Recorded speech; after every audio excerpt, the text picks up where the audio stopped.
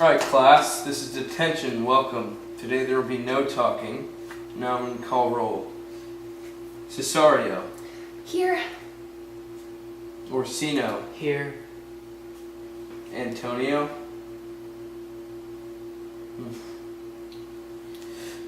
Malvolio. Here. Olivia. We got 3 people absent today. I don't know where they are, but I guess we'll be on our way with the detention. Truly, sir, the better for my foes and the worse for my friends.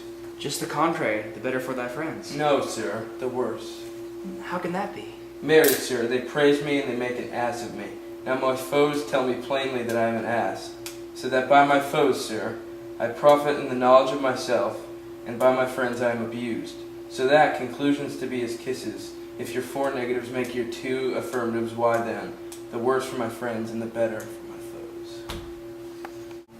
Why, this is excellent. By my troth, sir, no. Though it please you to be one of my friends. Thou shalt not be worse for me. There's gold. But that would be double dealing, sir. I would you could make it another. Oh, you give me ill counsel.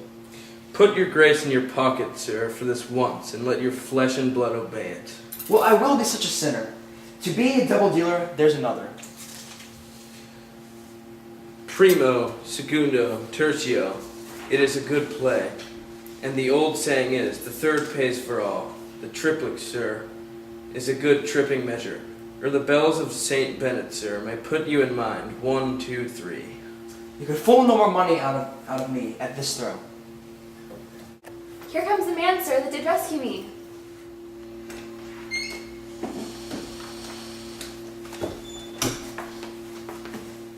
Well, looks like Antonio finally decided to show up. The face of his I do remember well. A bobbling vessel was he captain of. This is that Antonio that took the phoenix and fraught from Candy. He did me kindness, sir, drew on my side.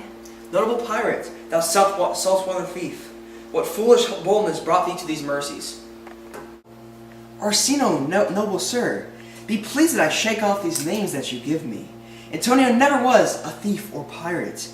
From the rude seas engaged in foamy mouth, did I redeem a wreck, past hope he was. His life I gave him, and I did thereto add my love without retention or restraint.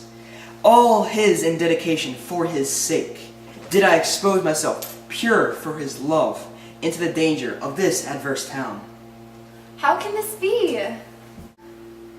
When came he to this town? Today, my lord, for 3 months before. To no interim, not a minute's vacancy, both day and night did we company. Here comes the Countess.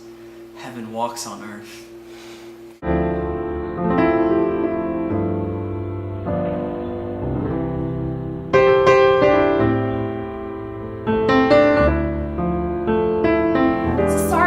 Not keep promise with me.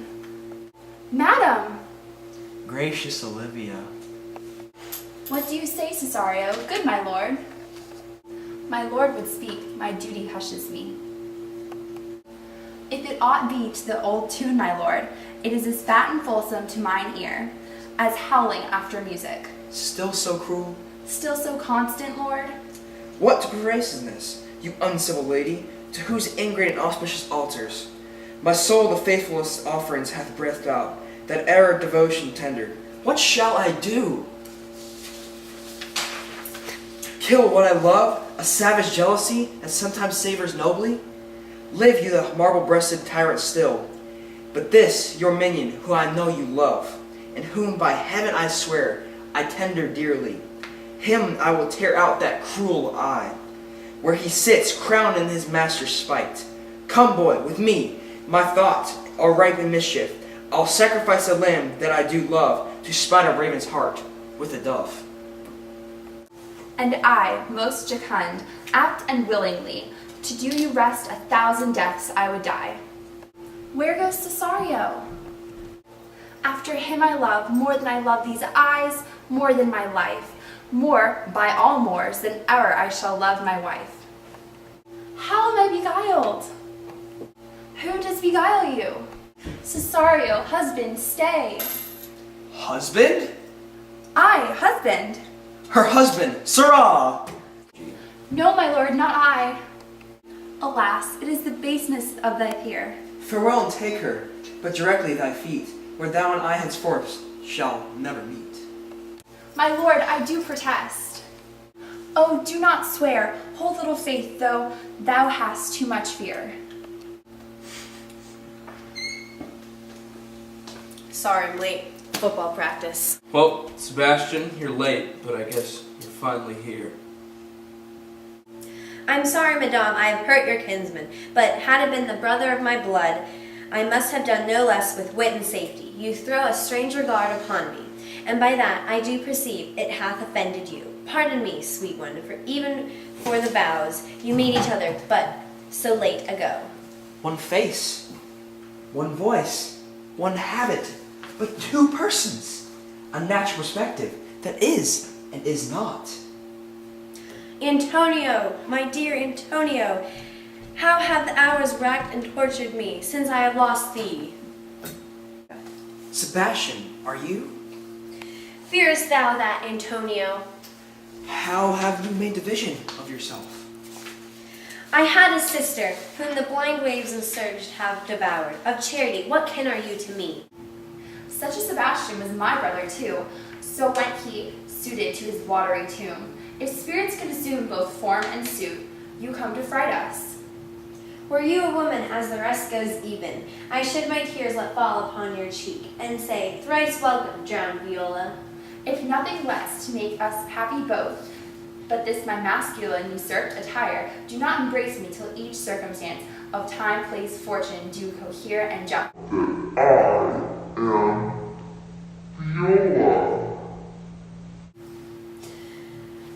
Nor are you therein, by my life deceived, you are betrothed, both to a maid and a man.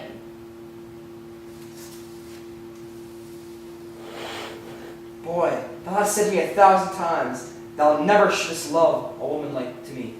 And all those sayings will I overswear, and all those swearings keep as true in my soul.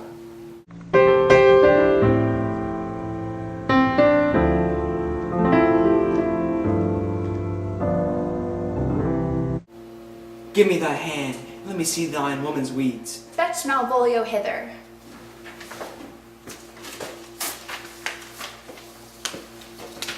Look then to be well edified when the fool delivers the madman. By the Lord, madam. How now, art thou mad? No, madam, I do but read madness. And your ladyship will have it as it ought to be. You must allow Fox. Let me read it. By the Lord, madam, you wrong me, and the world shall know it. Though you have put me into darkness, and given your drunken cousin rule over me, yet have I the benefit of my senses as well as your ladyship. Think of me as you please, leave my duty a little unthought of, and speak out of my injury, the madly used Malvolio. My lord, so please you, these things further thought on, to think of me as a sister as well as a wife. So much against the metal of your sex, so far beneath your soft and tender breeding. And since you called me master for so long, here is my hand. You shall be mine from this time be, your master's mistress. A sister, you are she.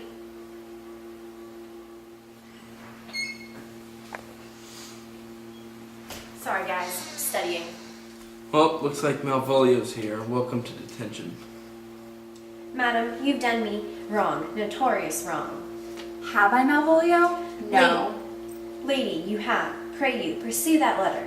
You must not now deny that it is your hand. When you have given me such clear lights of favor, and acting this in an obedient hope, why have you suffered me to be in prison, and made the notorious Gecken Gull that invitation played on? Tell me why.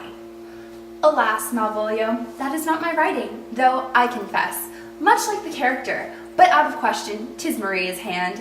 Thou shalt be both the plaintiff and judge of thine own case. Good madam, hear me speak. Most freely I confess, myself and Toby set this device against Malvolio here. Alas, poor fool, how they have baffled thee. Why, some are born great, some achieve greatness, and some have greatness thrown upon them. I was one, sir, in this interlude. One, Sir Topaz, sir, but that's all one. By the Lord, fool, I am not mad. But do you remember, madam, why laugh you at such a barren rascal? And you smile not, he's gagged, and thus the whirligig of time brings in his revenges. I'll be revenged on the whole pack of you. Malvolio, not here. He hath been most notoriously abused. Meantime, sweet sister, we will not part from hence. Cesario, come, for you shall be, while you are a man, and when in others' habits you are seen, or seen as mistress, and his fancy's queen.